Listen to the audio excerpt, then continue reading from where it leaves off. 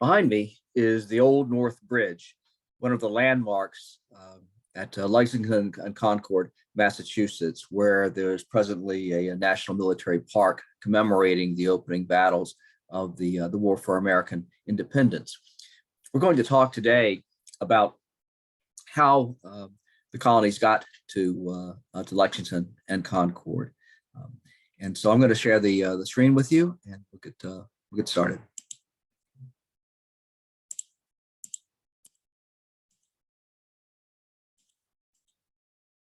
Okay, there are the key terms. And by the end of this presentation, you should understand that less than half of white Americans supported the revolution. That the road to revolution was a cycle of response and counter response captured by the conceptual metaphor, a spiral of conflict. The 10 major events that drove this cycle of response and counter response. Okay. You're going to need to know all of those. The types of resistance employed to resist the British government, the difference between direct and indirect taxes, the distinction between direct representation and virtual representation. This confrontation was composed of ideas, political ideas, and those ideas are important. How Mao Zedong's theory of people's war can be applied to the American Revolution, and finally, why the key to victory in the American Revolution was gaining or regaining the allegiance of white Americans. It wasn't so much a matter of defeating one another in battle. That just wasn't important if it didn't involve getting the allegiance of the American colonial population back if you were the British, or keeping it if you were the revolutionaries. Okay. All through this presentation, I'm going to be talking about the colonists and the revolutionaries as if the entirety of the colonies were full of people who were monolithically interested in fighting British rule, incipient British tyranny, as the revolutionaries thought of it as being. And in a letter in 1816, John Adams, prominent revolutionary and eventually the second president of the United States, wrote to an acquaintance and said, from 1775 to 1783 was a period of war, not a revolutionary war, though, for the revolution was complete in the minds of the people and the union of the colonies before the war commenced in the skirmishes of Concord and Lexington on the 19th of April, 1775. But only 40 to 45% of the white population in the 13 colonies supported the Patriots' cause. Between 15 and 20% supported the Loyalists, and then the remainder, a minimum of 35%, a maximum of 45%, were neutral or passive. They just wanted to stay out of it. And are these, do we know exactly these were the percentages? No.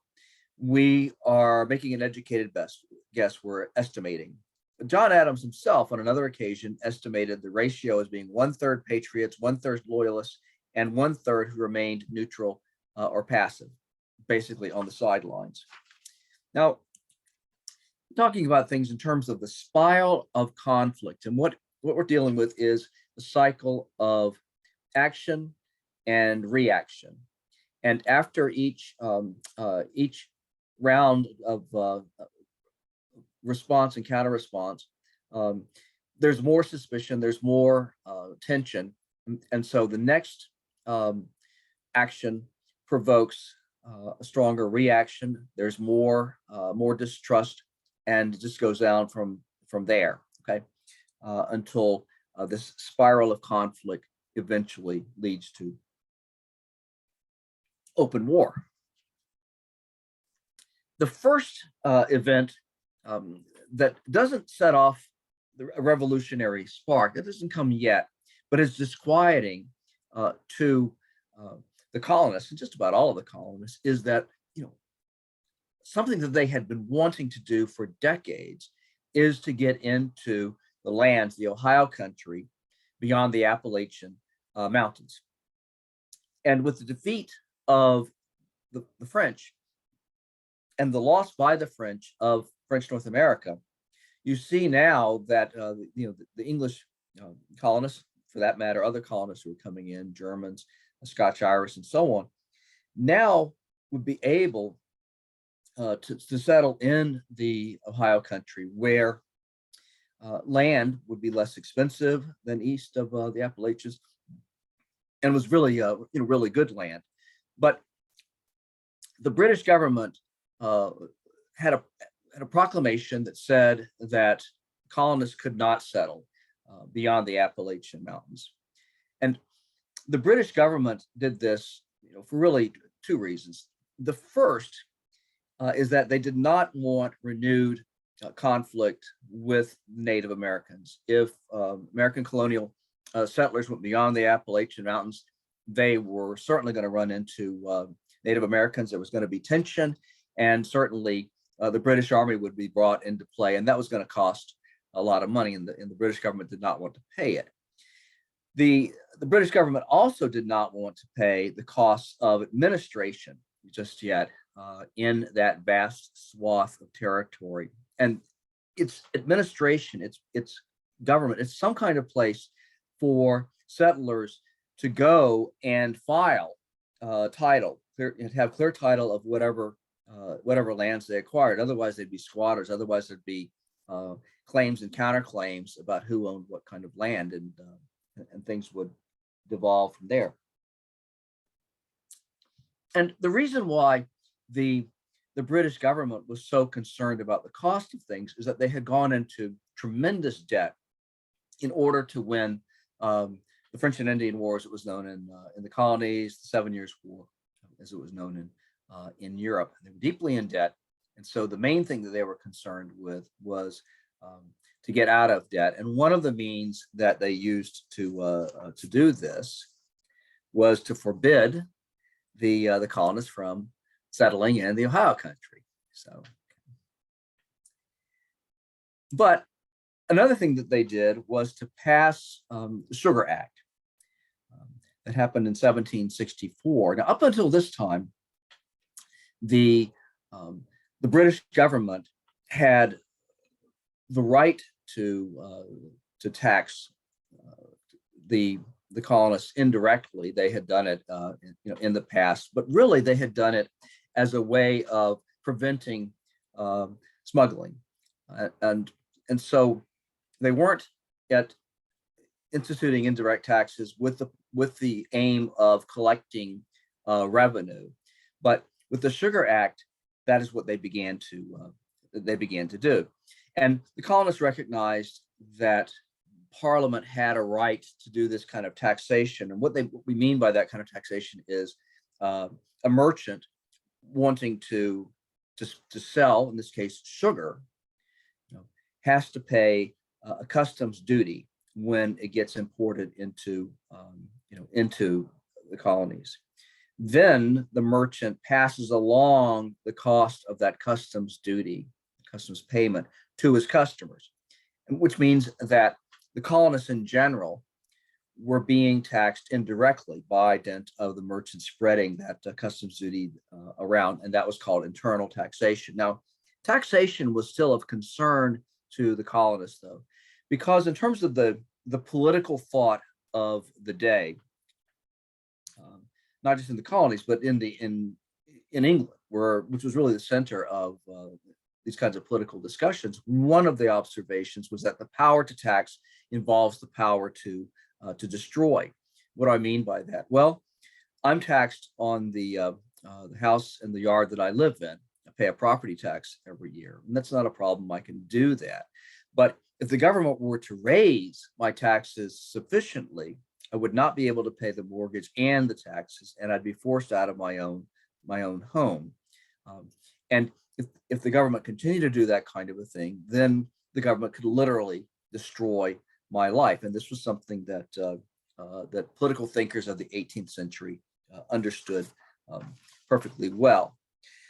But the indirect tax was not really a problem. A bit of a surprise, because North American colonists had escaped taxation up until this time. But the next tax was a different story. The next tax was a direct tax, and it came in the form of the Stamp Act of 1765. And this was an act whereby just about everything made of paper in the colonies, from legal documents like the one at top left, which is a contract, or it could be a will, anything that had to be filed in court. You'd have to pay a stamp, place a stamp on it before you could file it. Even playing cards, you had to put a stamp on those. And this stamp had been used to collect revenue in Great Britain without any problems, but the colonists just revolted against it. This was a form of taxation where they really felt unrepresented, and this direct taxation led to all kinds of resistance. The colonists organized together. They petitioned the British government. At one end of things, they had protests. At the other end of things, some of them, verging on real violence. And ultimately, the British government collected just nothing from the colonists but trouble, because the colonists simply would not pay for those stamps. And so, in 1776, the British government repealed the Stamp Act as it applied in the colonies, but passed a declaratory act. And what the declaratory act says is that, okay, we repealed the Stamp Act, but as an act of indulgence, we have the right to impose that kind of tax. We're just choosing not to do it as a matter of policy. And so this brought into question the matter of direct representation versus virtual representation. If you look at the top right, that is the interior of the Capitol building in colonial Williamsburg, reconstructed and restored version of the Capitol in which the House of Burgesses met. That was the Virginia colonial legislature, and this legislature did not have the power to pass laws that the royal governor would have to sign. The arrangement didn't work like that.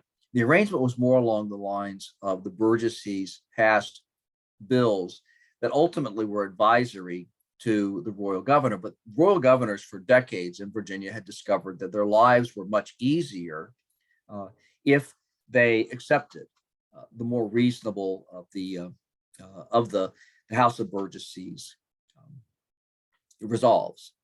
And so the colonists thought in terms of, well, what we want is consent to taxation, and we vote directly for the Burgesses, and we want the Burgesses to consent to our taxation on our behalf. That's direct representation.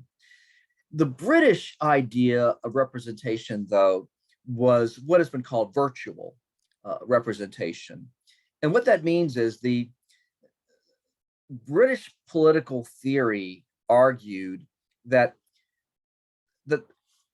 the members of Parliament had the welfare, the good of the British Empire in mind, and that everything that they did, every bill that they passed, already had the good of the entire empire in mind. And the colonists, by dint of being subjects of the king and part of this empire, were virtually represented in Parliament. And it's worth noting that, first of all, the colonists didn't really want to get represented in Parliament directly. Again, they wanted consent via this, via their colonial assemblies. That's number one. And number two is the bulk of English citizens or subjects could not they did not yet have the vote. It would not have the vote for decades. So there were a lot of people, even in Great Britain, who were not allowed to vote for members of parliament. So it was an unusual kind of thing. Here's a meme that makes the point, the colonies are already virtually represented in parliament. They don't have to have direct representation. Changed my mind. Okay. The following year, the British government reverted to indirect taxation. And these were called the Townshend duties, duties being a term for customs, import customs taxes. They were named for Charles Townshend, the British Chancellor of the Exchequer.